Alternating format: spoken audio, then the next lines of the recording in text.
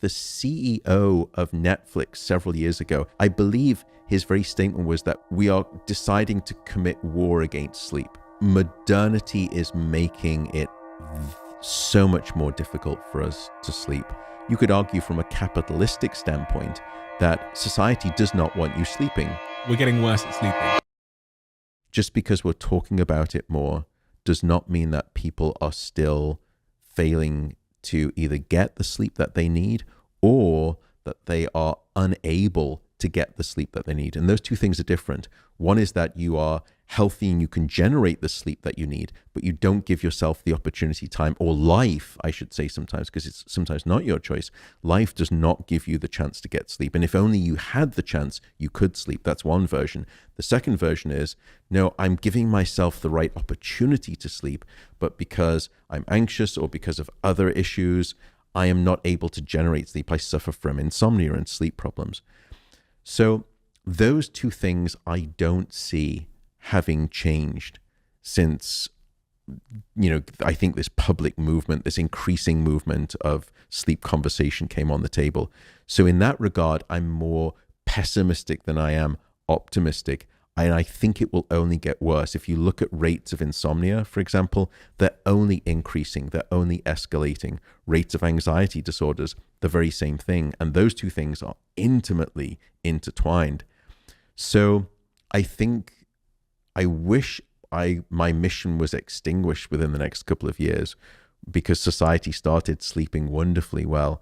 I don't think that's going to be the case. So I think I've got my work cut out for me to try and help people with better sleep. Is it so? We're getting worse at sleeping. I think modernity is making it so much more difficult for us to sleep. Modernity, what's that? I think when you think about, we often think about sleep as a biological process, and it very much is. But also it's so environmental as well as biological, meaning when you were to say, how did you sleep last night? Think about all of the external factors that changed it. Well, I had to be up at this time. I had to catch the flight this time. My partner went to bed at this time and she woke up at this time. There was this noise that sort of happened. I'm now sleeping in a hotel room. There are countless externalities, and those externalities are shaped by this thing called the modern world. And in the modern world, if I could really be cynical, and I'm not someone, I'm very optimistic and I'm very non-cynical, but you could argue from a capitalistic standpoint that society does not want you sleeping, because what society wants from a capitalistic point of view is that you're either producing or you're consuming. And when you're sleeping, you're neither producing and you're neither consuming.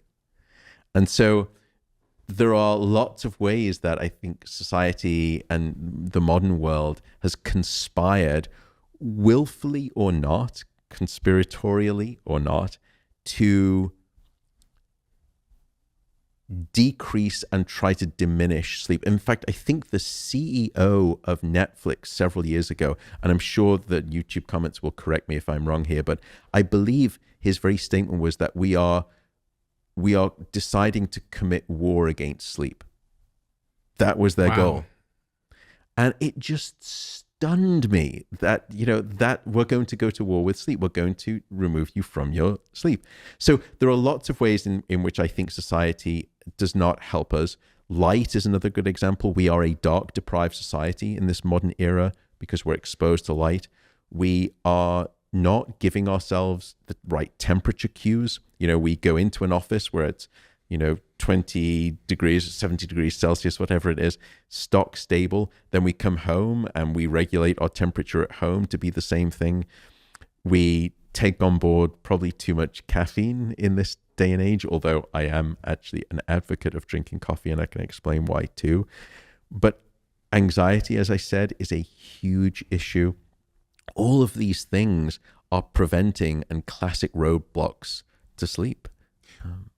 How many of us are getting the sort of recommended daily allowance of sleep as a percentage? Do you know? It seems to be about 1/3 of most modern civilizations are failing to get the recommended 7 to 9 hours of sleep a night. 1/3, so roughly 35%, 33% roughly. Yeah. And does that have geographic variance? I.e., in some countries it's worse, in some countries it's better. I'm thinking about the UK versus the US, or Japan or whatever.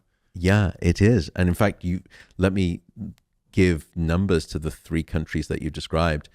Here in the United States, the average amount of sleep that people are getting is 6 hours and 29 minutes. In the UK, it's not much better, 6 hours and 49 minutes. Japan was the worst, 6 hours and 22 minutes. Now, to be clear, that's the average. What that means is that there is still a large proportion of that bell-shaped distribution of people getting even less than that amount. Now, there are some countries that you look at that are actually sleeping much better than that. I think Mexico, for example, is doing very well. If you look at Mexico City, people are actually sleeping not too far off from 8 hours. So there is variability, and we can try to understand why, which, by the way, just brings me back while I think about it to your comment of, will my work be done, not because I'm a scientist and I run a big sleep center at UC Berkeley, but the work I do as hopefully a public advocate for sleep, why I don't think it's going to change anytime soon, is because governments aren't really doing much about it. And I've tried as best I can. And if there is any government out there that listens to this that wants to work with me, I'd be delighted. I don't remember, and maybe you can, but any major first world nation government that has had a public health campaign regarding sleep. And it stuns me, because those same governments have had public health campaigns regarding, eating, regarding smoking, regarding drunk driving, regarding risky behaviors, safe sex, loneliness, mental health, suicide. Where is sleep in that equation? And it's such a fundamental ingredient. And in fact, almost all of those things that I've just described have an intimate relationship with sleep. I mean, suicide especially, we're starting to do a lot of work with this, although it's been hard to get funding. But what we found is that insufficient sleep is a precursor to suicide. That sleep disruption seems to predict both suicide ideation, in other words, suicidal thinking, suicide planning, and tragically, suicide completion as well. So if we were to try to have governments create a public health campaign to pull this Archimedes lever on better sleep, there are so many other health benefits. Sleep is the tide that rises all the other health boats. It's almost like it's like a mixing deck in a studio, in those sound studios where you've seen it. And then there's that one button all the way to the end, the white button, sort of that when you move it up, sort of all of the other dials, the sort of the red, yellow, orange, green dials, they all move up at the same time as well. There's this sort of there's like one ring to rule them all.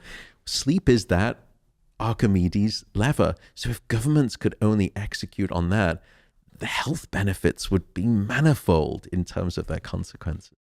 If you love the Diary of a CEO brand and you watch this channel, please do me a huge favor. Become part of the 15% of the viewers on this channel that have hit the subscribe button. It helps us tremendously, and the bigger the channel gets, the bigger the guests.